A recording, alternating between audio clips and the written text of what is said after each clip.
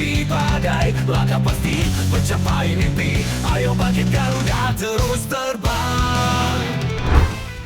Kepulangan Patrick Kluivert ke Belanda tentu saja langsung menyita perhatian media-media di sana. Sebab semua juga paham jika segala hal yang terjadi dengan timnas Indonesia boleh dibilang serba tiba-tiba, walaupun sebenarnya faktanya PSSI udah cukup lama merencanakan hal ini.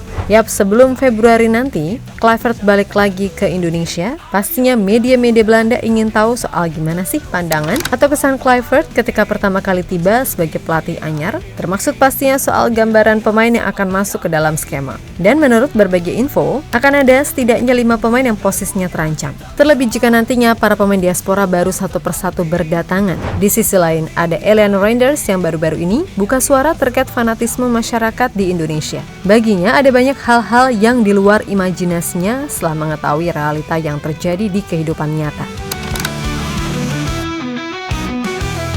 Dalam gelap terang setia menanti, berjuang sampai titik kalah terakhir. Dalam doa kita selalu berserah, satu rasa satu tujuan. Sayapmu lebar bodohku angkasa, menyatu dalam kekuatan cinta. Semua mungkin sepakat kalau di awal Indonesia memang dianggap sebagai underdog di grup C. Hal yang wajar mengingat dari sisi ranking dan pengalaman, Indonesia jelas adalah yang paling bawa kencur dibandingkan tim-tim lainnya. Maka dari itu, target awalnya adalah mengunci posisi 3 atau 4. Tapi setelah 6 pertandingan dilalui, nyatanya secara umum, kekuatan tim di grup ini terbilang merata. Kecuali Jepang sih yang emang udah gokil levelnya. Yap, tim-tim seperti Arab, Australia, Bahrain, dan China nyatanya juga nggak seperti apa yang dibayangkan. Bahkan untuk saat ini Indonesia masih duduk di posisi 3 dengan terpantau cuma 1 poin dari Australia di posisi 2. Nah, melihat itu semua, jelas peluang dan harapan untuk lolos langsung pun jadi makin besar dong. Namun sayangnya, semua itu harus dilalui dengan isu dinamika yang terjadi. Sampai akhirnya muncul pergantian pelatih dari STY ke Patrick Kluivert. Tentu saja bagi Kluivert, dengan segala hal yang udah dicapai, adalah hal yang wajar jika publik menaruh ekspektasi tinggi. Dan ia merasa kalau tuntutan dari fans agar dirinya bisa membawa tim lolos ke Piala Dunia adalah hal yang normal. Cinta, langit cerah, meraih asa, terus Garuda terbanglah merdeka. Ayo Garuda, kita bisa terus berjuang tanpa henti. Di puncak tertinggi raih mimpi, dunia lihat semangat kami.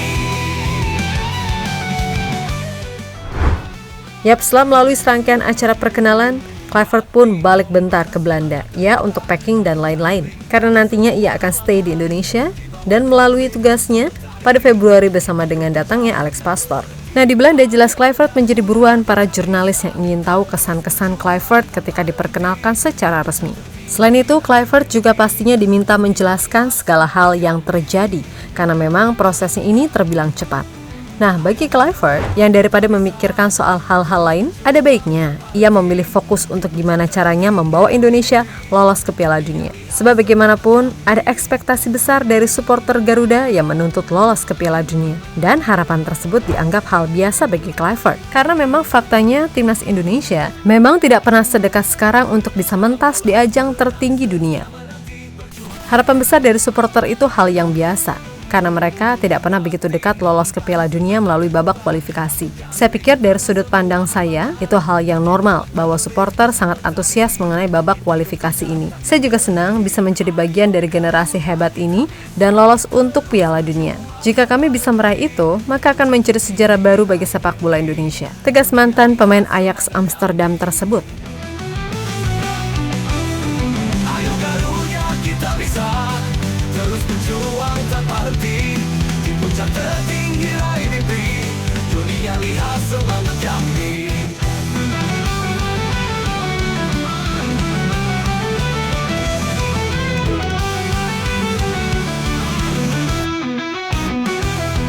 Dalam gelap terang setia menanti, berjuang sampai titik kalah terakhir. Dalam doa kita selalu berserah, satu rasa satu tujuan.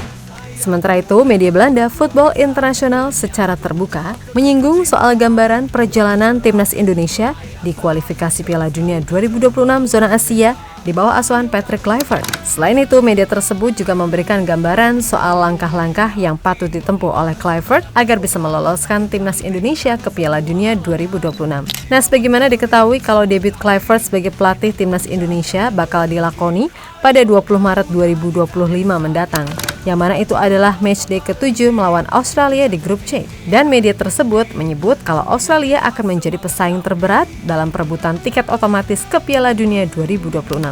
Selain itu, tim seperti Bahrain dan China juga nggak bisa dianggap sepele, kendati Indonesia bermain di kandang sendiri.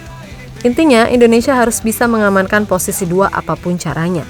Sebab jika sampai gagal, maka perjalanan Indonesia akan benar-benar sangat panjang dan melelahkan. Apalagi jika harus benar-benar dilalui sampai babak playoff akhir.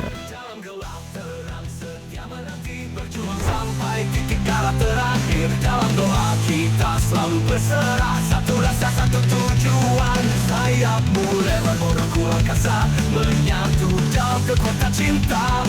Langit cerah, meraih asa, terus Garuda terbanglah merdeka. Ayo Garuda, kita bisa terus berjuang tanpa henti, di puncak tertinggi raih mimpi. Dunia lihat semangat. Lebih lanjut, Kluivert sendiri juga bikin media Belanda penasaran. Kira-kira, apakah ia tetap akan menggunakan kerangka tim dari pelatih sebelumnya? Atau ia akan membuat kerangka baru yang pasnya beresiko? Nah, dikutip dari sumber yang sama. Jika ada kemungkinan 5 pemain akan terancam kehilangan tempat di timnas, terlebih nanti dengan hadirnya pemain baru. Di mana 5 pemain itu adalah Witan, Ferrari, Pratama Arhan, Nathan Chuaon, dan Hoki Caraka. Untuk posisi Witan, kemungkinan dari Liga 1, Kluivert akan lebih melirik Yakob Sayuri atau Egy Maulana Fikri yang musim ini memang konsisten. Bahkan Egy sekarang masuk jajaran top skor bersaing dengan para penyerang asing di Liga 1. Lalu Ferrari, ya kemungkinan akan digeser seiring kembalinya Elkan Bagot. Kemudian Nathan, masalah menit bermain inilah yang jadi kendala. Sebab sejelek-jeleknya Ricky Kambuaya, secara match fitness, jelas kakak Ricky masih lebih terjaga karena ia reguler main. Apalagi jika nanti ada Jairo. Ya udah, suka tak suka Nathan harus berjuang agar bisa bersaing di timnas. Karena kalau mau di back kiri, Kelvin Verdonk jelas tak tergantikan. Shane Patinama walaupun cuma main di divisi 2 Belgia, tetap aja menit bermainnya lebih banyak dari Nathan. Bahkan Marcelino sekarang juga pelan-pelan udah mulai dilibatkan ke tim senior Oxford dan baru kemarin debut di FA Cup. Lalu soal Arhan, ya lihat dulu kalau ia rutin main di Thailand, pasti ia juga akan dipertimbangkan karena sebelum ini asli jumlah mainnya di klub bahkan lebih sedikit dari jumlah postingan di Instagramnya. Lalu yang terakhir jelas ada Hoki yang memang kayaknya harus banyak belajar lagi. Bukannya apa-apa, si Erling Caraka udah banyak diberikan kesempatan termasuk di AFF kemarin, tapi maaf aja ia belum bisa meyakinkan. Tapi kembali lagi, semua ini masih prediksi. Jadi ya tergantung ke pemain lagi. Kalau mau masuk ya minimal harus perform di klub dulu kan gitu. Hati membara, semangat terkobar, takutkan rintangan semua halangan. Di bawah terbit samudra ini, kita ke puncak takkan berhenti. Ayo Garuda, kita bisa terus berjuang tanpa henti, di puncak tertinggi raih mimpi.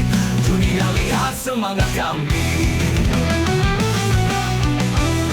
Ayo Garuda, kita bisa terus berjuang tanpa henti, di puncak tertinggi raih mimpi. Di sisi lain ada kabar soal Elinor Reinders yang dalam wawancara bersama media Belanda Football International menjabarkan segala hal yang ia rasakan terkait Indonesia, di mana Eli menceritakan soal antusiasme dan kegilaan pecinta sepak bola Indonesia sangat-sangat gak masuk akal. Selain itu, pemain PEC Zwolle itu juga memuji Indonesia sebagai negara besar. Untuk itu, ia berharap bisa mendapatkan kepercayaan tampil di bawah kendali pelatih baru. Karena semua tahu, di era STY, bahkan Eli masuk DSP aja enggak dengan alasan yang sangat ambigu. Saya sebenarnya tidak bisa menyeberang jalan di sana. Ada banyak orang yang ingin berfoto dengan saya. Saya juga sering menerima hadiah dari orang. Ya, benar-benar hadiah. Mereka cukup menyukai anak saya di sana. Jadi dia mendapat banyak dinosaurus dari masyarakat. Indonesia memang negara top. Orang-orangnya sangat baik dan semuanya diatur dengan baik untuk kami. Dan ya, ini benar-benar negara yang gila sepak bola. Ucap Eliano. Hadapi badai, langkah pasti mencapai mimpi. Ayo bangkit Garuda, terus terbang.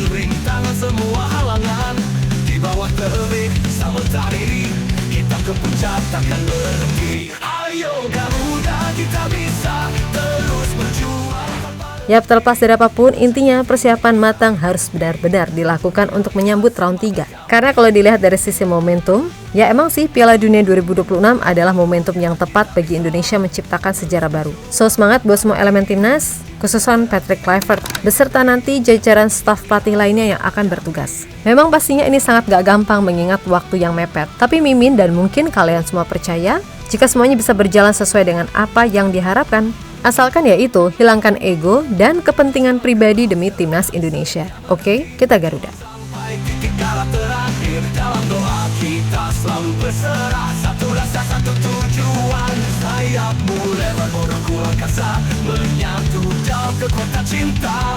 Langit cerah, meraih asa, terus Garuda terbanglah merdeka. Ayo Garuda, kita bisa terus berjuang tanpa henti. Di puncak tertinggi raih mimpi, dunia lihat semangat kami.